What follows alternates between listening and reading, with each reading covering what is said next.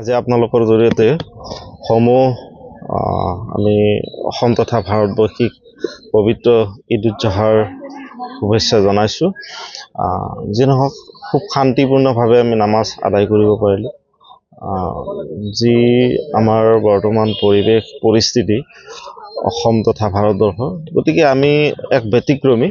আমাৰ বিশেষভাৱে হাজো অঞ্চলত যি ধৰণৰ আমি উৎসৱ পাৰ্বণবোৰ পালি আহোঁ, সমন্বয় আৰু সম্প্ৰীতিৰ কথা আছে। গতিকে আমি সমন্বয় সম্প্ৰীতি ৰক্ষা কৰি আমি সকলো নীতি নিয়ম ইয়াত ৰক্ষা কৰি আমি পবিত্ৰ নামাজ আদায় কৰিছোঁ। গতিকে আমি পুনৰবাৰ আপোনালোকৰ জৰিয়তে আমি ঈদৰ শুভেচ্ছা জনাইছোঁ। সুখ শান্তি আৰু সমৃদ্ধি একতাৰ জৰিডাল আৰু মজবুত হয়, তাৰে আজিৰ দিনটোত কামনা কৰিছোঁ, আশা কৰিছোঁ।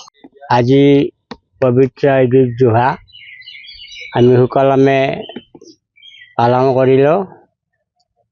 ঈদ পঢ়াৰ কাৰণে আমাৰ দামপুৰৰ হেডমাদাৰিছ মাননীয় আব্দুল জলিলক মতা আছিল। তেখেতে আহি আমাৰ ৰাইজক সন্তুষ্ট কৰি নামাজ আদায় কৰিলে। আজি পবিত্ৰ ঈদ উজ জোহা, আমাৰ অসমীয়া ভাষাত কোৰবানী ঈদ বুলি ক'লেও ভুল নহয়।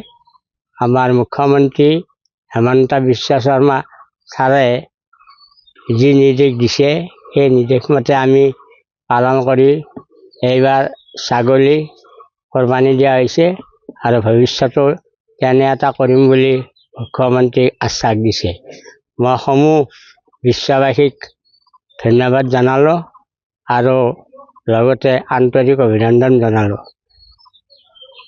পোনপ্ৰথমে মই সমূহ অসমবাসী ৰাইজলৈ পবিত্ৰ ঈদ উজ জোহাৰ শুভেচ্ছা জ্ঞাপন কৰিছোঁ আৰু আজি আল্লাহৰ ওচৰত দোৱা কৰিছোঁ যাতে মানে সকলো অসমবাসী বুলি নহয়, সকলো ভাৰতবৰ্ষৰে হিন্দু, মুছলমান, শিখ, খ্ৰীষ্টান যিমান সম্প্ৰদায়ৰ মানুহ আছে যাতে সকলোৱে মিলা প্ৰীতিৰে থাকে, সেইটোৱে আজি কামনা কৰিছোঁ। আৰু আমাৰ যিটো পৰিৱেশ হৈছে এতিয়া অসম তথা ভাৰতবৰ্ষত, গতিকে যিহেতু আমি ভাৰতবৰ্ষত আছোঁ, আমাৰ মুখ্যমন্ত্ৰী ডক্টৰ হিমন্ত বিশ্ব শৰ্মা ডাঙৰীয়াই যিখিনি আমাক আদেশ দিছে সেইখিনি আমি সম্পূৰ্ণৰূপে পালন কৰিছোঁ আৰু আশা যিকোনো খবৰৰ বাবে যোগাযোগ কৰক আমাৰ এই নম্বৰত 9181 307 2221।